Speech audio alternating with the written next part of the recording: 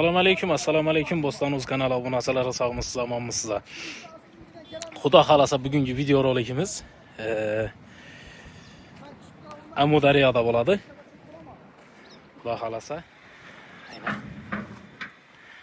Uzoqda musofirliklar uchun bir ne bo'lsin dedik, geldik bir syomka uchun. Görəsiz o'zlaringiz, kanalimizda yangi bo'lsangiz obuna bo'lib qo'ying, Bo'ston.uz degan kanalimiz. Keyin Instagramdan bor, Bo'ston.uz degan Instagram kanalimiz ham bor. Xudo xolasa manfaatli bir videolar chiqarib boramiz degan umiddamiz. Yine hurmatli obunachilar, Amudaryoni sog'inganlar uchun yine suv ko'p. Assalomu alaykum. Suvimiz ko'p, Xudoga shukr. Yine remont yetib yotibdi. Qirog'indagi zashitniklar hammasi yine chiroyli qilib bo'yalib netib turibdi yine. Gap yo'q. Ustalarimizni, buni ishlaganlarning qo'li dard ko'rmasin. Chiroyli etib ishlab turibdi yine. Yine ko'prikimiz.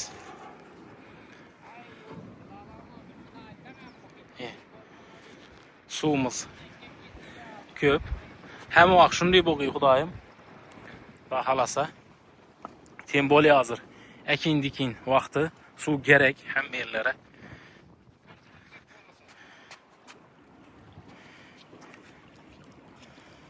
Yine suvumuz.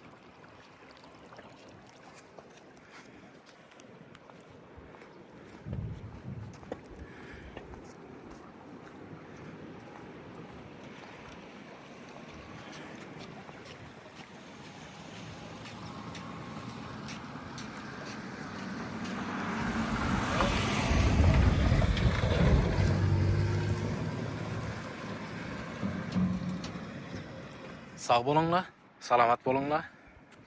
Hayır.